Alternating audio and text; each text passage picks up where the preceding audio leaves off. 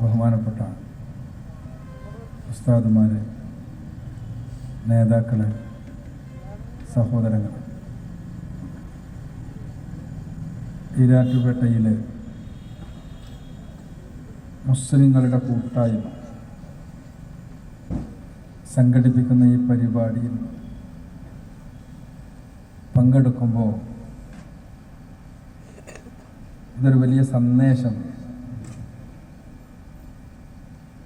മൊത്തത്തിൽ സമൂഹത്തിന് നൽകുന്നുണ്ട് എന്നാണ് ആമുഖമായി സൂചിപ്പിക്കാൻ ഞാൻ ആഗ്രഹിക്കുന്നു. ആരെങ്കിലും ലിബറലിസവും നാസ്തികതയുമെല്ലാം ഇസ്ലാമിനും മുസ്ലിങ്ങൾക്കുമെതിരെയുള്ള ഏതോ ആശയങ്ങളാണ് എന്ന് ധരിച്ചിട്ടുണ്ടെങ്കിൽ ആ ധാരണ തിരുത്തപ്പെടേണ്ടതാണ്. ഇതെല്ലാം മാനവികതയ്ക്കെതിരായ, മനുഷ്യത്വത്തിനെതിരായ, മൂല്യങ്ങൾക്കെതിരായ, കുടുംബത്തിനെതിരായ, അങ്ങനെ മാനവ സമൂഹത്തിൻ്റെ പുരോഗതിയും വ്യതിരിക്തതയും നിലനിർത്തിപ്പോരുന്ന എല്ലാ മാനകങ്ങൾക്കുമെതിരായ യുദ്ധപ്രഖ്യാപനം. ആ യുദ്ധപ്രഖ്യാപനത്തിൽ അതിനൊരു പ്രതിപക്ഷം തീർക്കുകയാണ് മുസ്ലിം സംഘടനകളുടെ കൂട്ടായ്മ ഇവിടെ ചെയ്യുന്നത്. ഇത് കേവലം മുസ്ലിങ്ങൾക്ക് വേണ്ടി മാത്രമുള്ള ഒരു ഏർപ്പാടല്ല. യഥാർത്ഥത്തിൽ ഞാൻ സൂചിപ്പിച്ചതുപോലെ മാനവികതയ്ക്കെതിരെ യുദ്ധപ്രഖ്യാപനം നടത്തുന്നവരുടെ അടിസ്ഥാന ആദർശങ്ങൾ എന്താണ് എന്നും അത് മുന്നോട്ട് വെക്കുന്ന അപകടം എന്താണ് എന്നും മുഴുവൻ മനുഷ്യരെയും ബോധ്യപ്പെടുത്തി ആ അപകടത്തിൽ നിന്ന് മാനവ സമൂഹത്തെ സംരക്ഷിക്കുവാൻ എന്ത് ചെയ്യാൻ കഴിയുമെന്ന ഗൗരവതരമായ ആലോചനയ്ക്ക് വഴിമരുന്നിടേണ്ട ഒരു കൂട്ടായ്മയാണിത്. കേരളത്തിലെ മുസ്ലിം ഉമ്മത്തിൻ്റെ ഒരു നഖച്ഛേദമാണിത്. ആ നിലക്ക് ഇതേപോലെയുള്ള കൂട്ടായ്മകളുടെ ആവർത്തനങ്ങൾ വ്യത്യസ്തങ്ങളായ മഹല്ലുകളിൽ ആവർത്തിക്കപ്പെടാൻ ഈ ഒരു കൂട്ടായ്മ നിമിത്തമാകട്ടെ എന്ന് ആശംസിക്കുകയും ആഗ്രഹിക്കുകയും ദുആ ചെയ്യുകയും ചെയ്തുകൊണ്ട് ഞാൻ വിഷയത്തിലേക്ക് കടക്കുന്നു. നാസ്തികത ഇസ്ലാമാണ് ഞാൻ കൈകാര്യം ചെയ്യേണ്ടത്. നാസ്തികത എന്ന് പറഞ്ഞാൽ ദൈവമില്ല എന്ന ആശയം. ദൈവമില്ല എന്ന ആശയം, അതിൻ്റെ ചരിത്രം എത്ര പഴയതാണ് എന്ന് നമുക്കറിയില്ല. കാരണം എല്ലാ നാഗരികതകളെക്കുറിച്ചും പഠിക്കുമ്പോൾ അവിടങ്ങളിലെല്ലാം മൂല്യനിഷേധികളായ ആളുകളുണ്ടായിരുന്നു. ആ മൂല്യനിഷേധികൾ, ധാർമ്മികതയുടെ നിഷേധികൾ പ്രധാനമായും ദൈവത്തെ നിഷേധിച്ചുകൊണ്ടാണ് അവർ ആരംഭിച്ചത്. എന്തുകൊണ്ടെന്നാൽ സമൂഹം പുലർത്തിപ്പോരുന്ന ധാർമ്മികതകളുടെ മുഴുവനും നട്ടെല്ലായി ഭവിച്ചിരുന്നത് ദൈവവിശ്വാസം. അതുകൊണ്ട് തന്നെ നാസ്തികത, അതിൻ്റെ ചരിത്രം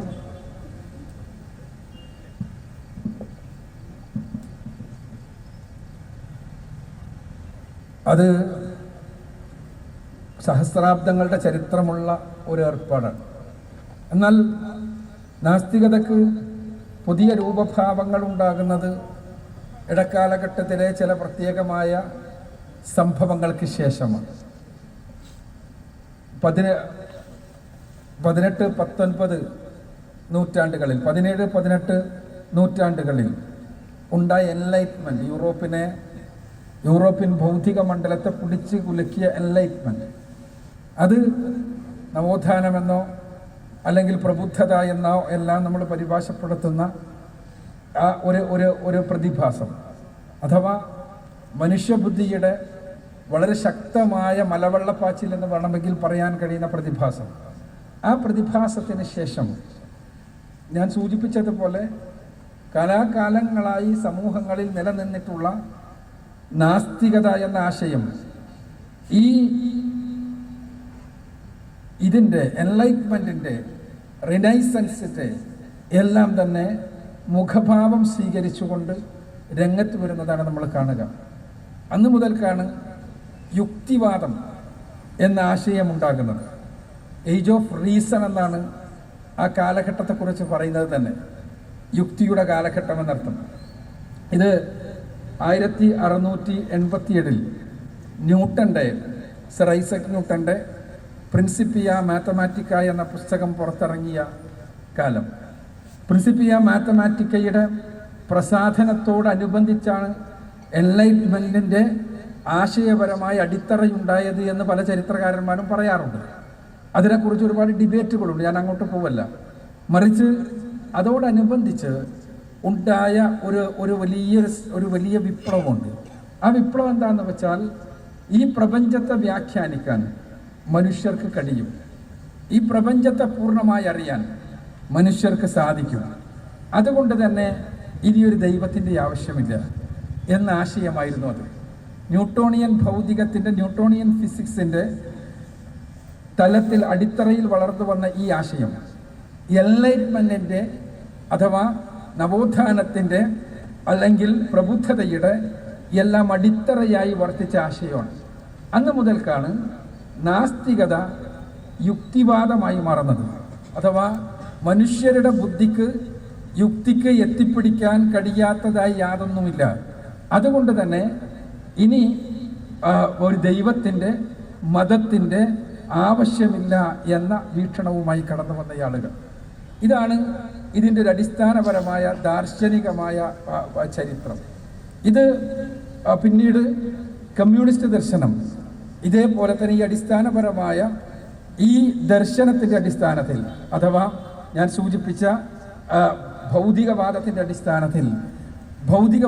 അടിസ്ഥാനത്തിൽ ചരിത്രത്തെ കൂടി വ്യാഖ്യാനിക്കാൻ ശ്രമിക്കുകയും ഭാവിയിൽ ഉണ്ടാകേണ്ട സമൂഹം എങ്ങനെയായിരിക്കണമെന്ന് അവർ സിദ്ധാന്തിക്കുകയും എല്ലാം ചെയ്തപ്പോൾ കമ്മ്യൂണിസ്റ്റ് ദർശനം ഒരു സുന്ദരമായ ഭൗതികവാദ പ്രസ്ഥാനമായി തീർന്നു, നാസ്തിക പ്രസ്ഥാനമായി തീർന്നു.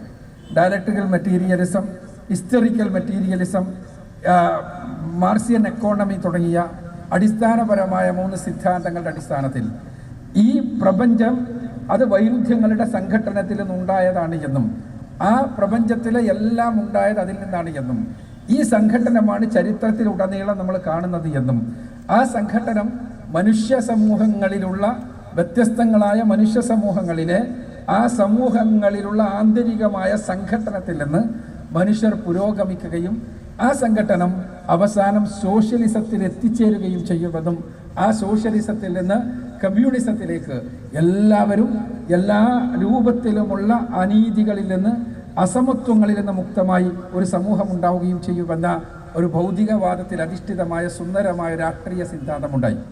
ആ രാഷ്ട്രീയ സിദ്ധാന്തത്തിൻ്റെ അടിത്തറ ഡയലക്ട്രിക്കൽ മെറ്റീരിയലിസമായിരുന്നു, അഥവാ വൈരുദ്ധ്യാധിഷ്ഠിത ഭൗതികവാദം.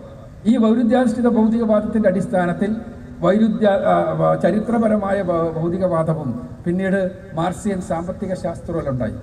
ഞാൻ സൂചിപ്പിക്കുന്നത് ഈ എൻലൈറ്റ്മെൻറ്റിൻ്റെ ഭാഗമായി ഉണ്ടായ മനുഷ്യയുക്തിയുടെ അപ്രമാദിത്വത്തിൽ വിശ്വസിച്ചുകൊണ്ടുള്ള ആശയങ്ങൾ, ആ ആശയങ്ങൾ ലോകവ്യാപകമായി പ്രചരിക്കാൻ ആരംഭിച്ചത് ഈ മാർക്സിസത്തിൻ്റെ സ്വാധീനത്തിന് ശേഷമാണ് എന്നാണ്. അഥവാ മാർക്സിസം സ്വാഭാവികമായും ആകർഷകമായൊരു ജീവിത ദർശനം എന്നുള്ള നിലക്ക്, മറ്റ് കേവലം വരട്ടു തത്വശാസ്ത്രത്തിൽ നിന്നപ്പുറത്ത് ആകർഷകമായൊരു ജീവിത ദർശനമാണ് മാർക്സിസം. ഒരു വലിയ പ്രതീക്ഷ നൽകുന്ന ദർശനമാണ് മാർക്സിസം. ആ മാർക്സിസത്തിൻ്റെ അടിത്തറ ഭൗതികവാദമാണ് എന്നുള്ള നിലക്ക് ഈ ഭൗതികവാദ ആശയങ്ങൾ ലോകത്തെ എല്ലായിടത്തേക്കും, പ്രത്യേകിച്ചും ഒരു മാർക്സിസ്റ്റ് രാഷ്ട്രം ഉണ്ടായതിനു ശേഷം പ്രത്യേകിച്ചും ലോകത്തെല്ലായിടത്തേക്കും അത് ഈ ഭൗതികവാദ ദർശനം മാർക്സിസത്തിൻ്റെ കൂടെ തന്നെ പ്രചരിപ്പിക്കപ്പെടുന്ന അവസ്ഥയുണ്ടായി. ഈ ഒരു മാർക്സിസത്തോടൊപ്പം തന്നെ കേരളത്തിലെല്ലാം തന്നെ യുക്തിവാദി പ്രസ്ഥാനം ഉണ്ടാകുന്നത് അങ്ങനെയാണ്. കേരള നവോത്ഥാനത്തോടനുബന്ധിച്ച് ഉണ്ടാകുന്ന ശ്രീനാരായണ ഗുരുവിൻ്റെ ശിഷ്യനായിരുന്ന സഹോദരൻ അയ്യപ്പനാണ് 1929 യുക്തിവാദി എന്ന കേരളത്തിലെ ആദ്യത്തെ യുക്തിവാദ മാസിക ഉണ്ടാക്കുന്നത്. അത് ഞാൻ സൂചിപ്പിച്ചതുപോലെ ജാതി വിരുദ്ധ സമരത്തിൻ്റെ ഒരു അനുബന്ധമായി വളർന്നു വന്ന ഒരു കൂട്ടായ്മയായിരുന്നു കേരളത്തിലെ യുക്തിവാദി പ്രസ്ഥാനത്തിൻ്റെ തുടക്കം. ആ യുക്തിവാദി പ്രസ്ഥാനം കേരളത്തിൽ അങ്ങനെ വളർന്നു വന്ന യുക്തിവാദി പ്രസ്ഥാനം അവിടെ ജാതീയതയ്ക്കെതിരെ സംസാരിച്ചപ്പോൾ, സമൂഹത്തിലെ വർണ്ണ വിവേചനത്തിനെതിരെ സംസാരിച്ചപ്പോൾ, സമൂഹത്തിൽ നിലനിൽക്കുന്ന അസമത്വത്തിനെതിരെ സംസാരിച്ചപ്പോൾ, ഈ അസമത്വങ്ങളെ മുഴുവനും ന്യായീകരിക്കുന്ന ദൈവം, ഈ അസമത്വങ്ങൾ, ഈ തരത്തിലുള്ള എല്ലാ തരത്തിലുമുള്ള തിന്മകളെ, സമൂഹത്തിൽ നിലനിൽക്കുന്ന അടിച്ചമർത്തലുകളെ മുഴുവനും ന്യായീകരിക്കുന്ന ദൈവം, ആ ദൈവത്തിനെ നിഷേധിച്ചുകൊണ്ട് ഉള്ള ഒരു യുക്തിവാദമാണ് അക്കാലഘട്ടത്തിൽ വളർത്തിക്കൊണ്ടുവന്നത്. അതുകൊണ്ട് തന്നെ അക്കാലത്തുള്ള യുക്തിവാദി നേതാക്കന്മാരിൽ പലരും ഇസ്ലാമിനോടൊപ്പം നിൽക്കുകയും ഇസ്ലാമിനെ പുകഴ്ത്തുകയും ഇസ്ലാമിക ദർശനമാണ് യഥാരൂപത്തിലുള്ള ഒരു സാമൂഹിക സമത്വത്തിന് നിമിത്തമാകുന്നത് എന്ന് തുറന്നു പറയുകയുമെല്ലാം ചെയ്ത് നമുക്ക് കാണാൻ കഴിയും. യുക്തിവാദം ഞാൻ സൂചിപ്പിച്ചതുപോലെ ന്യൂട്ടോണിയൻ ഭൗതികത്തിൻ്റെ അടിസ്ഥാനത്തിൽ നെഞ്ചു നിവർത്തി നിന്നുകൊണ്ട് ഇതാ ലോകത്തെ വ്യാഖ്യാനിക്കുവാൻ ഞങ്ങൾക്ക് കഴിഞ്ഞിരിക്കുന്നു, ഇനി ഒന്നിൻ്റെയും ഒരു മതത്തിൻ്റെയും ഒരു ദൈവത്തിൻ്റെയും ആവശ്യമില്ല, ഈ പ്രപഞ്ചത്തെ വ്യാഖ്യാനിക്കുവാൻ എന്ന അഹങ്കാരത്തോടു കൂടി എഴുന്നേറ്റ് നിന്ന് അതിൻ്റെ അടിസ്ഥാനത്തിൽ പ്രചരിപ്പിക്കപ്പെട്ട ഭൗതികവാദത്തിൽ അധിഷ്ഠിതമായ ഏത് ദർശനവും ആ ദർശനങ്ങളെല്ലാം പരാജയപ്പെടുകയും കൂപ്പുകുത്തുകയും ചെയ്യുന്ന കാഴ്ചയാണ് 1980-കളായപ്പോഴൊക്കെ നമ്മൾ കാണുന്നത്. ലോകചരിത്രത്തെ മാറ്റിമറിച്ച 3 താടിക്കാരെക്കുറിച്ച്, ഭൗതികവാദികളായ 3 താടിക്കാരെക്കുറിച്ച് പറയാറുണ്ട്. ആ 3 താടിക്കാർ, ഒന്നാമത്തേത് കാൾ മാർക്സ് ആണ്, രണ്ടാമത്തേത് ഈ ചാൾസ് ഡാർവിനാണ്, മൂന്നാമത്തെ താടിക്കാരൻ ഈ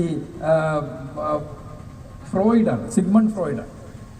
ഇവർ 3 പേരും മനുഷ്യരുടെ ഏറ്റവും അടിസ്ഥാനപരമായ കാര്യങ്ങളെ, അല്ലെങ്കിൽ പ്രപഞ്ചത്തിൻ്റെ ഏറ്റവും അടിസ്ഥാനപരമായ കാര്യങ്ങളെ ഭൗതികവാദ ദർശനത്തിൻ്റെ അടിസ്ഥാനത്തിൽ വ്യാഖ്യാനിച്ച ആളുകളായിരുന്നു. ഒന്നാമതായി കാൾ മാർക്സും, പിന്നെ മാർക്സിനടക്കം അടിത്തറകൾ നൽകിയ ജീവപരിണാമത്തിൻ്റെ വക്താവ് ചാൾസ് ഡാർവിനും, അതേപോലെ തന്നെ കാൾ മാർക്സും പിന്നെ സിഗ്മണ്ട് ഫ്രോയിഡും അല്ല. എന്നാൽ ഇന്ന് നമ്മൾ എടുത്തു നോക്കുമ്പോൾ, നമ്മൾ പരിശോധിക്കുമ്പോൾ, അവിടെ ജീവശാസ്ത്ര ലോകത്ത് ഡാർവിൻ ഒരല്പമെല്ലാം നിലനിൽക്കുന്നു എന്നുള്ളത് ഒഴിച്ചു നിർത്തിയാൽ, ഡാർവിൻ്റെ എല്ലാ സിദ്ധാന്തങ്ങളും അല്ലെങ്കിൽ ഡാർവിൻ മുന്നോട്ട് വെച്ച ആശയതലത്തിലുള്ള എല്ലാം, അഥവാ പരിണാമം നടന്നിരുന്നു എന്നതിന് ഉപോത്ബലകമായി അദ്ദേഹം ഉന്നയിച്ച പാലിയന്റോളജിക്കൽ എവിഡൻസസ് മുതൽക്കുള്ള ഭ്രൂണ താരതമ്യം പരമായ എവിഡൻസസ് മുതൽക്കുള്ള എല്ലാം ശാസ്ത്രലോകത്ത് തള്ളപ്പെട്ടുവെങ്കിലും ദൈവവിശ്വാസത്തെ അംഗീകരിക്കേണ്ടി വരും ഇതല്ലെങ്കിൽ എന്ന കാരണത്താൽ പുതിയ ജനിതകപരമായ ചില സിദ്ധാന്തങ്ങൾ ഉണ്ടാക്കി പരിണാമവാദത്തെ ഇന്നും ജീവശാസ്ത്ര ലോകത്ത് നിലനിർത്തുന്നുണ്ട്. എന്നാൽ മറ്റ് 2 താടിക്കാരും യഥാർത്ഥത്തിൽ ഇന്ന് ദാർശനിക ലോകത്ത് പോലും ഇല്ല. കാൾ മാർക്സിനെ സംബന്ധിച്ചിടത്തോളം അദ്ദേഹം കൊണ്ടുവന്ന ദർശനം ഇന്ന് ലോകത്തെവിടെയും നിലനിൽക്കുന്നില്ല. ആ ദർശനത്തിന് വേണ്ടി സംസാരിക്കുവാൻ പോലും മാർക്സിസ്റ്റ് സൈദ്ധാന്തികർ പോലും തയ്യാറാകുന്നില്ല. കാരണം വൈരുദ്ധ്യാധിഷ്ഠിത ഭൗതികവാദവും ചരിത്രപരമായ ഭൗതികവാദവും അടിസ്ഥാനരഹിതമാണ് എന്ന് ശാസ്ത്രം തെളിയിച്ചു കഴിഞ്ഞിരിക്കുന്നു. ഇതേപോലെ തന്നെയാണ് സിഗ്മണ്ട് ഫ്രോയിഡിന്റെ മനഃശാസ്ത്രപരമായ സവിശേഷതകൾ. സിഗ്മണ്ട് ഫ്രോയിഡ് മനുഷ്യൻ എന്ന ജീവിയുടെ എല്ലാ സവിശേഷതകൾക്കും അടിത്തറ. അവൻ ലൈംഗികതയെ ക്രിയേറ്റീവായി, ലൈംഗികതയെ സർഗാത്മകമായി ഉപയോഗിക്കുവാൻ ആരംഭിച്ചതാണ് എന്ന് പറയുകയും അതിൻ്റെ അടിസ്ഥാനത്തിലുള്ള സിദ്ധാന്തങ്ങൾ ഉണ്ടാക്കുകയും മനുഷ്യ മനസ്സിൻ്റെ വിശ്ലേഷണത്തിലൂടെ ഈഗോ, സൂപ്പർ ഈഗോ തുടങ്ങിയ സങ്കല്പങ്ങളിൽ അധിഷ്ഠിതമായി മനുഷ്യ മനസ്സിനെ വ്യാഖ്യാനിച്ച് ഭൗതികവാദപരമായി അതിനെ സമർത്ഥിക്കുവാൻ ശ്രമിക്കുകയും ചെയ്തയാളാണ്. അതുകൊണ്ട് തന്നെ മനുഷ്യൻ എന്തുകൊണ്ട് മനുഷ്യനായി, മനുഷ്യന്റെ സർഗാത്മകതകൾ എന്തുകൊണ്ടുണ്ടായി, മനുഷ്യന്റെ സവിശേഷതകൾ എന്തുകൊണ്ടുണ്ടായി എന്നുള്ള ചോദ്യത്തിന് ഉള്ള കൃത്യമായി ഉത്തരം നൽകുന്നു എന്ന് പറയുന്നതാണ് ഫ്രോയിഡിൻ്റെ മനഃശാസ്ത്ര നിയമങ്ങൾ. പക്ഷേ ഇന്ന് മനഃശാസ്ത്ര ലോകത്ത് ഫ്രോയിഡ് പൂർണ്ണമായും തള്ളപ്പെട്ട് കഴിഞ്ഞിട്ടുണ്ട്. എന്തുകൊണ്ടെന്നാൽ ശാസ്ത്രീയമായ പഠനങ്ങൾ വഴി നമ്മുടെ ന്യൂറോണുകളെയും തലച്ചോറിനെയും മനസ്സും തലച്ചോറും തമ്മിലുള്ള ബന്ധത്തെയും അതേപോലെ തന്നെ മറ്റ് മാനസിക പ്രതിഭാസങ്ങളെയും എല്ലാം കുറിച്ചുള്ള കൂടുതൽ അറിവുകൾ ഉണ്ടായപ്പോൾ ഫ്രോയിഡിൻ്റെ സിദ്ധാന്തങ്ങൾ പൂർണ്ണമായി തന്നെ തള്ളപ്പെട്ട അവസ്ഥയിലാണുള്ളത്. ഞാൻ സൂചിപ്പിക്കുന്നത് ഇതിൻ്റെ എല്ലാം അടിത്തറയായി വർത്തിച്ചത് യുക്തിയാണ് പ്രമാണം എന്നുള്ള ഭൗതികവാദത്തിൻ്റെ അടിസ്ഥാന ആദർശമാണ്.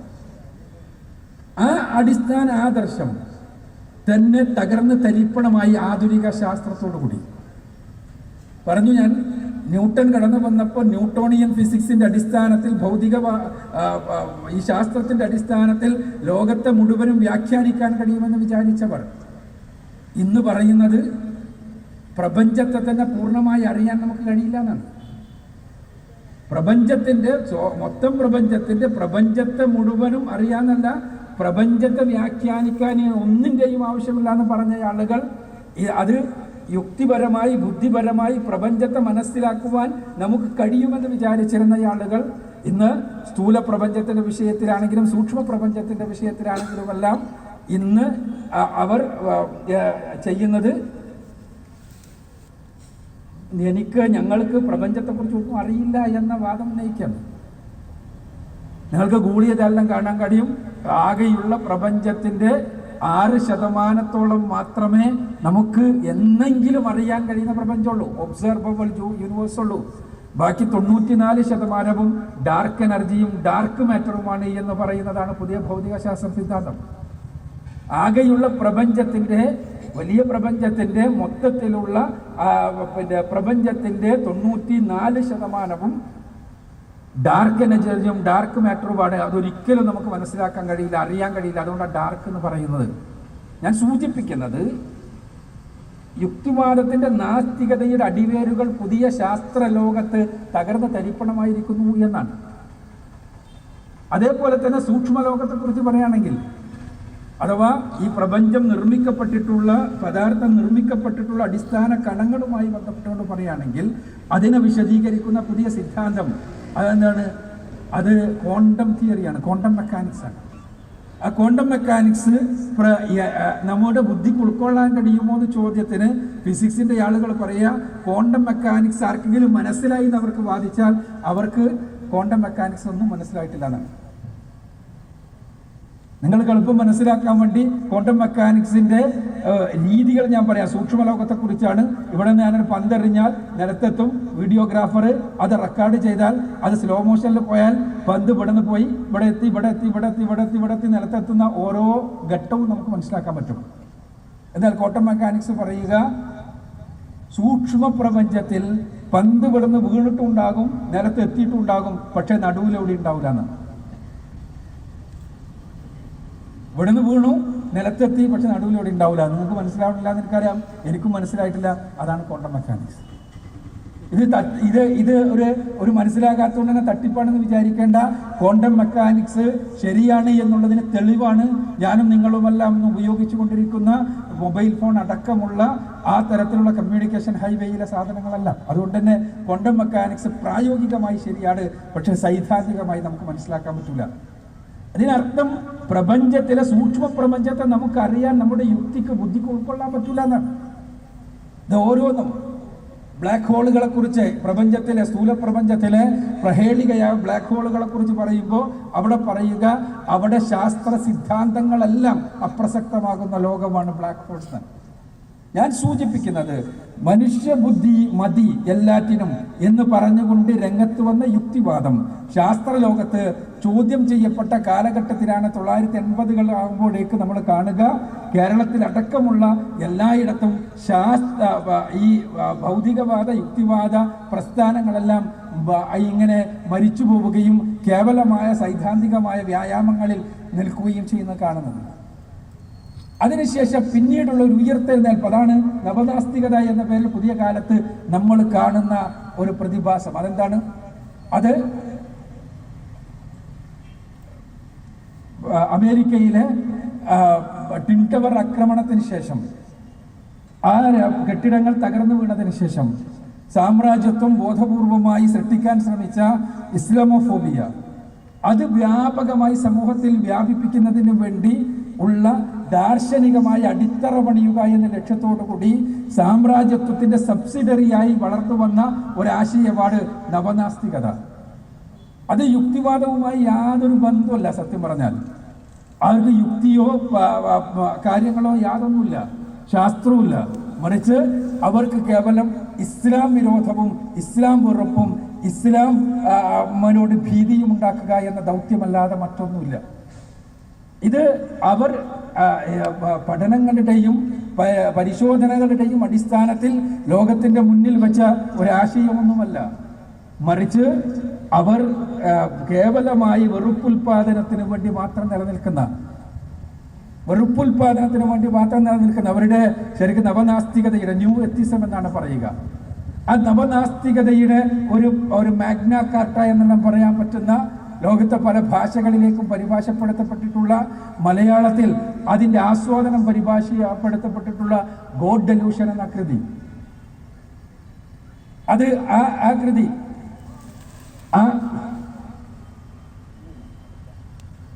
ആ ഗോഡ് ഡെലൂഷന്റെ മലയാളത്തിലുള്ള ആസ്വാദനമാണ് നാസ്തികനായ ദൈവം എന്ന കേരളത്തിലെ ഈ നവനാസ്തികതയുടെ പ്രചാരകന്മാരിൽ മുന്നിൽ നിൽക്കുന്ന ഇയാൾ എഴുതി പ്രസിദ്ധീകരിച്ചിട്ടുള്ള പുസ്തകം. ഈ പുസ്തകങ്ങൾ എല്ലാം തന്നെ അതിന് തത്വശാസ്ത്രപരമായ വല്ല അടിത്തറയുമുണ്ടോ, ശാസ്ത്രീയമായ വല്ല അടിത്തറയുമുണ്ടോ, അല്ലെങ്കിൽ മതവിമർശനത്തിന്റെ എന്തെങ്കിലും അടിസ്ഥാനങ്ങളുണ്ടോ എന്ന് ചോദിച്ചാൽ ഒന്നുമില്ല. അതെല്ലാം കാര്യമായി പ്രധാനമായും സമൂഹത്തിൽ പ്രസരിപ്പിക്കുന്നത് ഇസ്ലാം ഭീതിയും ഇസ്ലാം വിരോധമാണ്. ആ നവനാസ്തികതയുടെ 4 കുതിരക്കാരും പിന്നീട് ഒരു 5ാമത്തെ കുതിരക്കാരും എന്ന് പറയുന്ന ആളുകളുടെ എല്ലാം പുസ്തകങ്ങളെടുത്ത് പരിശോധിച്ചാൽ നമ്മൾ കാണുക ഈ രൂപത്തിലുള്ള ഇസ്ലാം വെറുപ്പും ഇസ്ലാം ഭീതിയും പ്രസരിപ്പിക്കുവാനുള്ള പരിശ്രമമാണ്. എന്തുകൊണ്ടാണത്? ഇവിടെ ഞാൻ പറഞ്ഞു, സൈദ്ധാന്തികമായി ശാസ്ത്രത്തിന്റെ കുപ്പായമിട്ട് കണ്ട് കടന്നു വരുന്ന ആളുകൾ, അവർക്ക് ശാസ്ത്രവുമായി യാതൊരു ബന്ധമില്ല. എന്തുകൊണ്ടെന്നാൽ പുതിയ കാലത്തെ ശാസ്ത്രം ഒരിക്കലും യുക്തി ഒരടിസ്ഥാന പ്രമാണമായി അംഗീകരിക്കുന്നില്ല. അത് പറയാൻ വേണ്ടിയാണ് ഞാൻ ഈ ക്വാണ്ടം മെക്കാനിക്സും പ്രപഞ്ച പഠനവും എല്ലാം എടുത്ത് ഉദ്ധരിച്ചത്. യുക്തിയെ ഒരടിസ്ഥാന പ്രമാണമായി, ശാസ്ത്രവാദത്തെയും അടിസ്ഥാന പ്രമാണമായി അവർ അംഗീകരിക്കുന്നില്ല. ആ ശാസ്ത്രലോകമാണ് ഞാൻ പറയുന്നത്. അതേസമയം ശാസ്ത്രലോകം തന്നെ അംഗീകരിക്കണില്ല എന്ന് ഞാൻ പറയുന്നത്. കാരണം നമ്മുടെ യുക്തിക്ക് അതീതമാണ് പ്രപഞ്ചത്തിലെ പല പ്രതിഭാസങ്ങളും എന്നുള്ള വസ്തുതയാണ് ശാസ്ത്രലോകം നമുക്ക് പറഞ്ഞു തന്നുകൊണ്ടിരിക്കുന്നത്.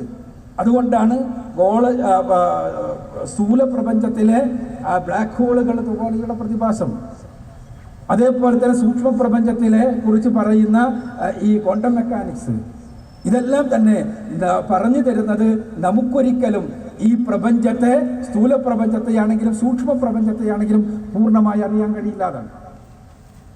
അവിടെയാണ് നമ്മുടെ അറിവ് മാത്രം ഉപയോഗിച്ച്, നമ്മുടെ ചിന്ത മാത്രം ഉപയോഗിച്ച്, നമ്മുടെ വൈയക്തികമായ അന്വേഷണം മാത്രം ഉപയോഗിച്ച് മനുഷ്യ സമൂഹത്തിന്റെ നിലനിൽപ്പിന് ആധാരമായിട്ടുള്ള, മനുഷ്യനെ വ്യതിരിക്തമാക്കുന്ന മൂല്യങ്ങളും ധർമ്മവും അധർമ്മവും നിശ്ചയിക്കുവാൻ കഴിയില്ല എന്ന കാലാകാലങ്ങളായി പ്രവാചകന്മാരിലൂടെ പടച്ചവൻ പഠിപ്പിച്ച ആശയം സത്യമാണ് എന്ന് ഇന്ന് നമുക്ക് ശാസ്ത്രം തന്നെ പറഞ്ഞു തരുന്നത് നമ്മൾ കാണുന്നത്. കാരണം യുക്തി അടിസ്ഥാന പ്രമാണമല്ലെങ്കിൽ, ബുദ്ധിയോ ശാസ്ത്രമോ അടിസ്ഥാനപരമായി ശാസ്ത്രത്തിന്റെ മേഖലയിൽ പോലും പ്രമാണമല്ലെങ്കിൽ, ശാസ്ത്രത്തിന്റെ മേഖല, യുക്തിയുടെ മേഖല, ആ മേഖലകളിൽ പോലും യുക്തിയോ ശാസ്ത്രമോ പ്രമാണമല്ലെങ്കിൽ, മനുഷ്യന്റെ നിലനിൽപ്പിനാധാരമായ, മനുഷ്യന്റെ സവിശേഷതകൾക്ക് ആധാരമായ, മനുഷ്യന്റെ പുരോഗതിക്ക് ആധാരമായ, മനുഷ്യനെ മനുഷ്യനായി നിലനിർത്തുന്നതിന് ആധാരമായി തലമുറകളായി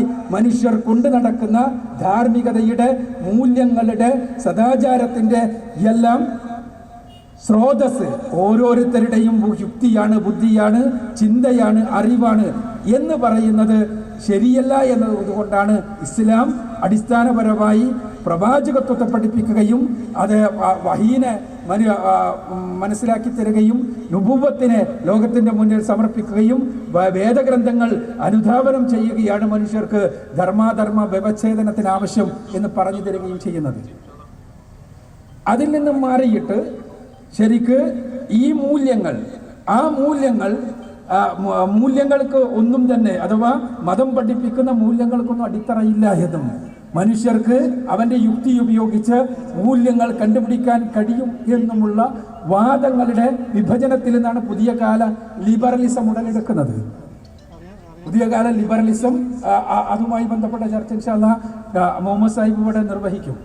ലിബറലിസം പറയുക, മൂല്യങ്ങൾ എന്നത് നമ്മൾ ഓരോരുത്തരും, മൈ ബോഡി മൈ ചോയ്സ് എന്ന് ഉസ്താദ് ഇവിടെ പറഞ്ഞല്ലോ, അത് ഈ നമ്മളെ ലിബറലിസം എന്ന് പറയുന്നത് കമ്മ്യൂണിസത്തെ പോലെ ദാർശനിക പ്രസക്തമായ ഒരു ആശയമാണ് യഥാർത്ഥത്തിൽ. പക്ഷേ ആ ആശയം യഥാർത്ഥത്തിൽ ദർശനം രൂപത്തിലല്ല, കമ്മ്യൂണിസം കടന്നു വന്നതുപോലെ പ്രതീക്ഷകളും രക്ഷയും ഉണ്ടാക്കിക്കൊണ്ടല്ല, മറിച്ച് കടന്നു വരുന്നത് മനുഷ്യരുടെ ഇച്ഛയെ, മനുഷ്യരുടെ താല്പര്യങ്ങളെ, മനുഷ്യന്റെ തൃഷ്ണകളെ, അതിനെ എല്ലാം തന്നെ ഉദ്ദീപിപ്പിച്ചുകൊണ്ട് അവനെ പരമാവധി ആസ്വദിക്കുക എന്ന ലക്ഷ്യം പഠിപ്പിച്ച് ആ ആസ്വാദനം, യഥാർത്ഥത്തിലുള്ള ആസ്വാദനം അതല്ല, പക്ഷേ ആ ആസ്വാദനമാണ് യഥാർത്ഥ ആസ്വാദനമെന്ന് അതിൻ്റെ മാനകങ്ങൾ ഉപയോഗിച്ച്, മീഡിയകൾ ഉപയോഗിച്ച്, സോഷ്യൽ മീഡിയ ഉപയോഗിച്ച്, മറ്റു മാർഗങ്ങൾ ഉപയോഗിച്ച് യുവ മനസ്സുകളുടെ തലച്ചോറുകൾക്ക്, യുവാക്കളുടെ തലച്ചോറുകൾക്കകത്തേക്ക് വളരെ സമർത്ഥമായി സന്നിവേശിപ്പിക്കുകയാണ്. അതാണ് പുതിയ കാലത്ത് കേവലം ആശയപരമായ തരണ്ടായിട്ടല്ല, ആശയം പിന്നീട് തിരഞ്ഞെടുക്കുകയാണ്. കാരണം ഒരു വ്യക്തിയുടെ എല്ലാവിധ ഇച്ഛകളെയും എല്ലാവിധ തൃഷ്ണകളെയും ഒരു തരത്തിലുമുള്ള വ്യതിരിക്തതകളില്ലാതെ, ഒരു തരത്തിലുമുള്ള മതിൽക്കെട്ടുകളുമില്ലാതെ, ഒരു തരത്തിലും സ്വീകരിക്കുകയോ സ്വീകരിക്കാതിരിക്കുകയോ ചെയ്യാനുള്ള ചോയ്സ് ഇല്ലാതെ എനിക്കിഷ്ടമുള്ളത് ഞാൻ ചെയ്യും എന്നുള്ള ചിന്ത, എനിക്കിഷ്ടമുള്ളത് ഞാൻ ചെയ്യും. ഇത് സത്യത്തിൽ ലിബറലിസം എന്നാണോ പറയേണ്ടത്, അതല്ലെങ്കിൽ തോന്നിയാസം എന്നാണോ പറയേണ്ടതെന്ന് വേറെ വശമാണ്. ഏതായിരുന്നാലും ഓരോരുത്തരും അവൻ്റെ ഇഷ്ടം പോലെ ജീവിക്കട്ടെ എന്നുള്ളതാണ് അടിത്തറ. അതാണ് മൈ ബോഡി മൈ ചോയ്സ് എന്ന് പറഞ്ഞാൽ. അവിടെ ലൈംഗികതയുടെ വിഷയത്തിൽ സ്വാഭാവികമായും വിവാഹപ്രായം നീണ്ടുപോവുകയും കൗമാരം മുതൽക്ക് ലൈംഗിക തൃഷ്ണ ഉണ്ടായി വരികയും ചെയ്യുകയും വിദ്യാർത്ഥികളും വിദ്യാർത്ഥിനികളും ഒന്നിച്ച് പഠിക്കുന്ന സാഹചര്യം ഉണ്ടാവുകയും അതോടൊപ്പം തന്നെ ഇത്തരം ആശയങ്ങളെ വളരെ സമർത്ഥമായി ഇതിലൂടെ ഈ സോഷ്യൽ മീഡിയയിലൂടെയും മറ്റും യുവാക്കളുടെ മസ്തിഷ്കങ്ങൾക്കകത്തേക്ക് സന്നിവേശിപ്പിക്കുകയും ചെയ്യുമ്പോൾ സംഭവിക്കുന്നത് എന്താണെന്ന് വെച്ചാൽ, ഇവർ സ്വാഭാവികമായും ഈ തൃഷ്ണകളുടെ അടിമകളായിത്തീരുന്നു. ആ തൃഷ്ണകളുടെ അടിമകളായിത്തീരുന്ന ഈ ആളുകൾ അതിന് സ്വാഭാവികമായും ചെറുപ്പത്തിൽ പഠിച്ച മതബോധനങ്ങൾ മനസ്സിലുണ്ടെങ്കിൽ ആ തൃഷ്ണകളുടെ അടിമകളാകാൻ കഴിയില്ല. പടച്ചോനിത് കാണുന്നുണ്ട്. മരണാനന്തര ജീവിതത്തിൽ മറുപടി പറയേണ്ടി വരും.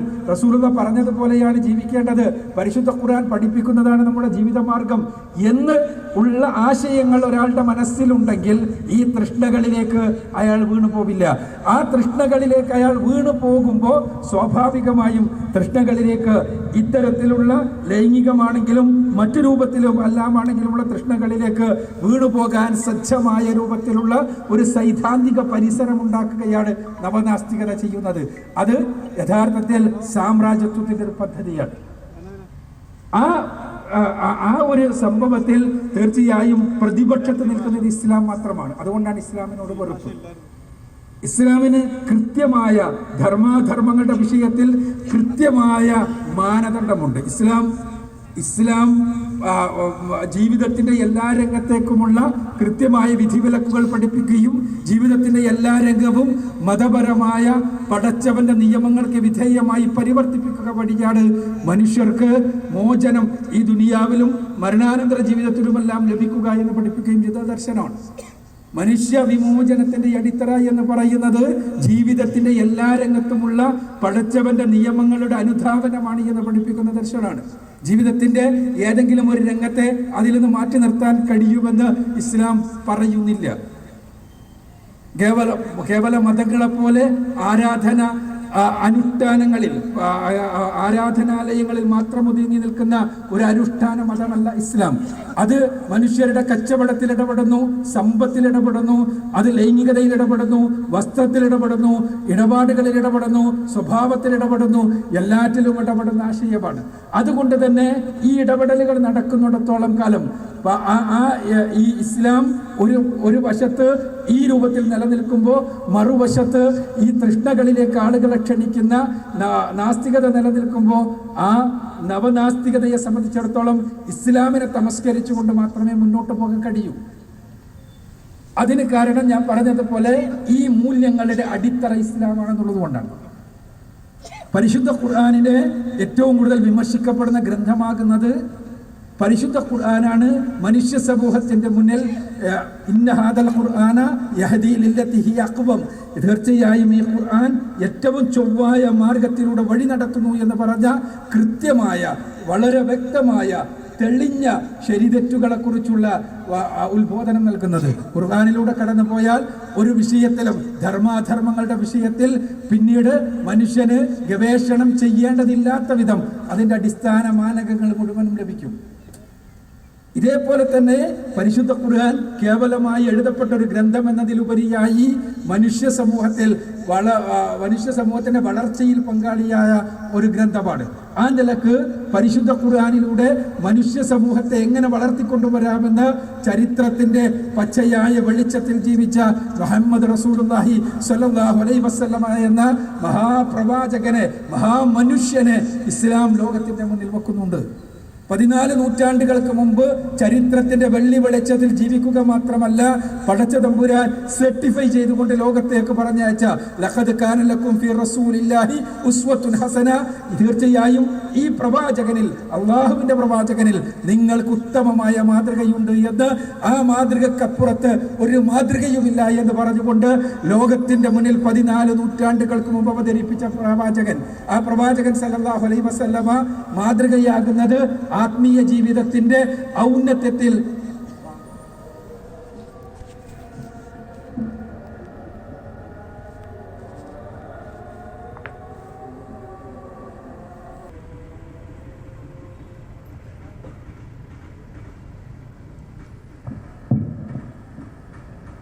ചരിത്രത്തിന്റെ പൂർണ്ണമായ വെളിച്ചത്തിൽ ജീവിച്ച റസൂലുള്ളാഹി സ്വല്ലല്ലാഹു അലൈഹി വസല്ലമയെ മാതൃകാ പുരുഷനായി ഇസ്ലാം അവതരിപ്പിക്കുമ്പോൾ അത് കേവലം ആത്മീയതയുടെ ദന്തഗോപുരങ്ങളിൽ ഇരിക്കുന്നവർക്ക് മാത്രമുള്ള മാതൃകയായിട്ടല്ല, ജീവിതത്തെ പൂർണ്ണമായി ആസ്വദിക്കുന്നവർക്കുള്ള മാതൃകയായിട്ടാണ് റസൂലുള്ളാഹി സ്വല്ലല്ലാഹു അലൈഹി വസല്ലമയെ ലോകത്തിൻ്റെ മുന്നിൽ അവതരിപ്പിക്കുന്നത്. ജീവിതത്തെ ആസ്വദിക്കുക, ദൈവിക വിധിവിലക്കുകൾക്ക് വിധേയമായി ജീവിതത്തിൽ മുന്നോട്ട് പോകുമ്പോഴാണ്, ജീവിതത്തിൻ്റെ ഓരോ രംഗവും പരിവർത്തിപ്പിക്കുമ്പോഴാണ് യഥാർത്ഥത്തിലുള്ള ആസ്വാദനമുണ്ടാവുക എന്ന് ലോകത്തിന് ജീവിച്ച് കാണിച്ചുകൊണ്ട് തെളിയിച്ചയാളാണ് റസൂലുള്ളാഹി സ്വല്ലല്ലാഹു അലൈഹി വസല്ലം. അതേപോലെ ഒരാൾ ചരിത്രത്തിൽ ഉണ്ടായിട്ടില്ല. അതുകൊണ്ട് തന്നെയാണ് റസൂലുള്ളാഹി സ്വല്ലല്ലാഹു അലൈഹി വസല്ലമയോടുള്ള വെറുപ്പും അദ്ദേഹത്തിൻ്റെ ജീവിത ദർശനത്തെയും വ്യക്തിത്വത്തെയുമെല്ലാം പരമാവധി തമസ്കരിക്കുവാൻ വേണ്ടിയുള്ള പരിശ്രമവും നടക്കുന്നത്. റസൂലുള്ളാഹി സ്വല്ലല്ലാഹു അലൈഹി വസല്ലമയെ മാതൃകയായി സ്വീകരിക്കുന്ന ഒരു സമൂഹം ഉണ്ടാകുമ്പോൾ ആ സമൂഹം തീർച്ചയായും തൃപ്തമായിരിക്കുമെന്നും ആ സംതൃപ്തിയിൽ അധിഷ്ഠിതമായി അവർക്ക് മുന്നോട്ട് പോകാൻ കഴിയുമെന്നും ആ സമൂഹം നിലനിൽക്കുന്നിടത്തോളം കാലം തങ്ങളുടെ ചൂഷണങ്ങളൊന്നും നടക്കുകയില്ല എന്നും സാമ്രാജ്യത്വത്തിനും മുതലാളിത്തത്തിനും അറിയാം. അതുകൊണ്ട് തന്നെയാണ് റസൂലുള്ളാഹി സ്വല്ലല്ലാഹു അലൈഹി വസല്ലമയെയും പരിശുദ്ധ ഖുർആനെയും തമസ്കരിക്കുവാൻ വേണ്ടിയുള്ള കൊണ്ടുപിടിച്ച ശ്രമങ്ങൾ നടക്കുന്നത്. ഞാൻ സൂചിപ്പിച്ചതുപോലെ നാസ്തികതയുടെ എല്ലാ അടിസ്ഥാനപരമായ ശാസ്ത്രീയമായ അടിത്തറകളും തകർന്ന ഒരു സമയത്ത് അതിൻ്റെ നിലനിൽപ്പ് തന്നെ ഈ ഇസ്ലാം വിരോധവും ഇസ്ലാം വെറുപ്പും പ്രസരിപ്പിച്ചുകൊണ്ടാണ്. പുതിയ കാലത്ത് നമ്മളതാണ് കണ്ടുകൊണ്ടിരിക്കുന്നത്. നാസ്തികതയുടെ അടിസ്ഥാനം തകരുക എന്ന് പറഞ്ഞാൽ ഏറ്റവും പുതിയ സിദ്ധാന്തങ്ങൾ പ്രകാരം 1350 വർഷങ്ങൾക്ക് മുമ്പ് ഈ പ്രപഞ്ചം തുടങ്ങിയപ്പോൾ ഒരു ബിഗ് ബാങ് എന്ന് ശാസ്ത്രകാരന്മാർ ഇപ്പോൾ വിളിക്കുന്ന പ്രപഞ്ചം തുടങ്ങിയത് 1350 വർഷങ്ങൾക്ക് മുമ്പാണ്.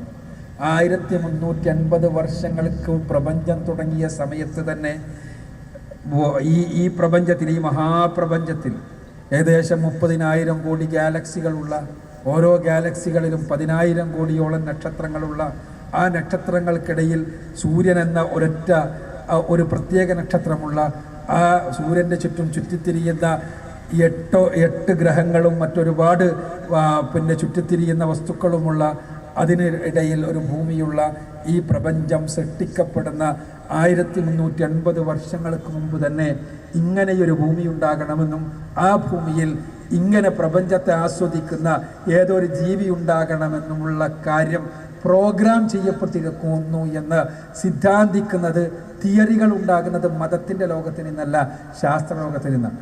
റയർ എർത്ത് ഹൈപ്പോത്തസിസ് എന്നും ആന്ത്രോപിക് പ്രിൻസിപ്പിൾ എന്നുമെല്ലാം പറയുന്നുള്ള തിയറി ഇന്ന് ഫിസിക്സിൻ്റെ ലോകത്ത് വലിയ ചർച്ചയിലാണ്. ആ തിയറിയുടെ അടിത്തറ എന്താണെന്ന് വെച്ചാൽ, ഈ പ്രപഞ്ചമുണ്ടാകുന്ന കാലത്ത് തന്നെ 1350 വർഷങ്ങൾക്ക് മുമ്പ് തന്നെ ഇവിടെ ഒരു മനുഷ്യനുണ്ടാകണമെന്ന കാര്യം അന്ന് തന്നെ പ്രോഗ്രാം ചെയ്യപ്പെട്ടിരിക്കുന്നു എന്ന്. പരിശുദ്ധ ഖുർആനും റസൂലുള്ളാഹി സ്വല്ലല്ലാഹു അലൈഹി വസല്ലമയുടെ വചനങ്ങളും അള്ളാഹുവിൻ്റെ സൃഷ്ടികളാണ് എല്ലാമെന്നും മനുഷ്യൻ്റെ സൃഷ്ടിയെ അള്ളാഹു നിശ്ചയിച്ചിട്ടുണ്ട് എന്നും ഈ പ്രപഞ്ച സൃഷ്ടിയോടനുബന്ധിച്ച് തന്നെ മനുഷ്യ സൃഷ്ടിയെക്കുറിച്ച് നിശ്ചയിച്ചിട്ടുണ്ട് എന്നുമെല്ലാം പറയുമ്പോൾ അതിനെക്കുറിച്ച് കളിയാക്കുന്നവർക്ക് ഇന്ന് ഭൗതികവാദ ദർശനങ്ങളാണ്, ഭൗതികവാദ തത്വങ്ങളാണ് മറുപടി പറയുന്നത്. ഞാൻ സൂചിപ്പിക്കുന്നത് അതിലേക്കൊന്നും കയറിപ്പോവല്ല, മറിച്ച് ഇങ്ങനെ നാസ്തികതയുടെ എല്ലാ അലകുകളും നഷ്ടപ്പെട്ട് കഴിഞ്ഞൊരു കാലത്ത് അത് നിലനിൽപ്പിനായി ചെയ്യുന്നത് ഇന്ന് പരിശുദ്ധ ഖുർആനിനെയും റസൂലുള്ളാഹി സ്വല്ലല്ലാഹു അലൈഹി വസല്ലമയെയും തമസ്കരിക്കുകയും വൃത്തികെട്ട രൂപത്തിൽ അവതരിപ്പിക്കുകയുമാണ്. എനിക്ക് ഈ മുസ്ലിം 1350 കോടിയാണ് ഞാൻ പറഞ്ഞത്, 1350 എന്ന് പറഞ്ഞു എന്നാണ് ഉസ്താദ് സൂചിപ്പിച്ചത്. ഏതായിരുന്നാലും അത് നിങ്ങൾക്ക് മനസ്സിലായിട്ടുണ്ടാവുമെന്ന് വിചാരിക്കുന്നു. 1350 കോടി വർഷങ്ങൾക്ക് മുമ്പ് പ്രപഞ്ചത്തിൻ്റെ തുടക്കം. ഏതായിരുന്നാലും ഞാൻ സൂചിപ്പിക്കുന്നത് ഇങ്ങനെ പരിശുദ്ധ ഖുർആനെയും തിരുസുന്നത്തിനെയും തമസ്കരിച്ചുകൊണ്ട് ഒരു സോഷ്യൽ മീഡിയയുടെ കാലത്ത് നവനാസ്തികന്മാർ ചെയ്തുകൊണ്ടിരിക്കുന്നത് നമ്മുടെ പുതിയ തലമുറയുടെ മനസ്സിൽ ഇസ്ലാമിനെക്കുറിച്ച് ഒരുതരം അപകർഷതാബോധമുണ്ടാക്കുന്നതിന് വേണ്ടി ഉള്ള പരിശ്രമമാണ്. ഈ പരിശ്രമത്തിന് മുന്നിൽ പരിശുദ്ധ ഖുർആനും തിരുസുന്നത്തും ഉപയോഗിച്ചുകൊണ്ട് തന്നെ പോരാടാൻ നമുക്ക് സാധിക്കേണ്ടതുണ്ട്. ഇത്തരം സമ്മേളനങ്ങൾ നമുക്ക് നൽകേണ്ട സന്ദേശം അതാണ്. എന്തുകൊണ്ടെന്നാൽ ഖുർആനും സുന്നത്തും നമ്മുടെ കൈകളിലുണ്ടെങ്കിൽ, റസൂലുള്ളാഹി സ്വല്ലല്ലാഹു അലൈഹി വസല്ലമയുടെ ജീവിതവും പരിശുദ്ധ ഖുർആനും നമ്മുടെ കൈകളിലുണ്ടെങ്കിൽ, ലോകത്ത് എത്ര വലിയ കൊടുങ്കാറ്റുകൾ വന്നാലും ഈ ഇസ്ലാമിൻ്റെ മഹാപന്തത്തെ, മഹാവെളിച്ചത്തെ ഊതിക്കെടുത്തുവാൻ ഒരാൾക്കും കഴിയില്ല എന്നത് ചരിത്രപാഠമാണ്. അള്ളാഹു നമുക്ക് ഉറപ്പ് നൽകിയ വസ്തുതയാണ്. ഞാനെൻ്റെ സംസാരത്തിൻ്റെ തുടക്കത്തിൽ ഓതിക്കേൾപ്പിച്ചത് സൂറത്തു തൗബയിലെ വചനങ്ങളാണ്. പരിശുദ്ധ ഖുർആനിൽ പലതവണ ആവർത്തിക്കപ്പെട്ടിട്ടുണ്ട് ഈ വചനങ്ങളുടെ ദ്വയം പല രൂപങ്ങളിൽ. അവർ ആഗ്രഹിക്കുന്നത് അള്ളാഹുവിൻ്റെ പ്രകാശത്തെ ഊതിക്കെടുത്താമെന്നാണ്. അള്ളാഹു അവന്റെ പ്രകാശത്തെ പൂർത്തീകരിക്കാതിരിക്കില്ല. വലൗകരിഹൽ കാഫിറൂൻ, സത്യനിഷേധികൾ എത്ര തന്നെ വെറുത്താലും ശരി. ഹുവല്ലദീ അർസല റസൂലഹു ബിൽ ഹുദാ വദീനിൽ ഹഖ് ലിയുദ്ഹിറഹു അലദ്ദീനി കുല്ലിഹി വലൗകരിഹൽ മുശ്രികൂൻ. അവനാണ് സത്യമതവും സന്മാർഗ ദർശനവുമായി പ്രവാചകനെ നബി സല്ലല്ലാഹു അലൈഹി വസല്ലമയെ പറഞ്ഞയച്ചിട്ടുള്ളത്. ആ സത്യമതത്തിന്റെ സവിശേഷത ലിയുദ്ഹിറഹു അലദ്ദീനി കുല്ലിഹി, സകല ദർശനങ്ങൾ സകല തത്വശാസ്ത്രങ്ങളെയും സകല മതങ്ങളെയും അതിജയിക്കുന്ന ആദർശമാണത്. ആ ആദർശം അത് അതിജയിക്കുക തന്നെ ചെയ്യും. ഇത് മുശ്രിക്കുകൾ, ബഹുദൈവാരാധകർ എത്ര തന്നെ വെറുത്താലും ശരി, ഈ ഖുർആനാണ് അള്ളാഹുവിൻ്റെ വെളിച്ചം. റസൂലുള്ളാഹി സ്വല്ലല്ലാഹു അലൈഹി വസല്ലമയുടെ ജീവിതമാണ് അള്ളാഹുവിൽ നിന്ന് നമുക്ക് ലഭിച്ച വെളിച്ചം. ആ ഖുർആനും പ്രവാചകൻ സ്വല്ലല്ലാഹു അലൈഹി വസല്ലമയുടെ ജീവിതവുമാകുന്ന വെളിച്ചവുമേന്തി ഇത്തരം നവനാസ്തികതയുടെ കള്ളപ്രചരണങ്ങൾക്ക് മുന്നിൽ ആ ആദർശ പ്രചരണവുമായി നിലനിൽക്കുകയാണെങ്കിൽ തീർച്ചയായും ഈ തരത്തിലുള്ള എല്ലാ കൊടുങ്കാറ്റുകൾക്ക് മുന്നിലും അത് നിലനിൽക്കുക തന്നെ ചെയ്യും. ആ കൊടുങ്കാറ്റുകൾ മുഴുവനും ഇതിൻ്റെ മുന്നിൽ തമ്രശിരസ്കമാകും എന്നതാണ് ചരിത്രം. അതുകൊണ്ട് ഇത്തരം വേദികളിൽ നമ്മൾ പ്രതിജ്ഞയെടുക്കേണ്ടത് പരിശുദ്ധ ഖുർആനും തിരുസുന്നത്തുമായി ഈ തരത്തിലുള്ള പ്രചാരണങ്ങൾക്കെതിരെ യഥാർത്ഥത്തിലുള്ള പരിചയവുമായി മുന്നോട്ട് പോവുക എന്നതാണ്.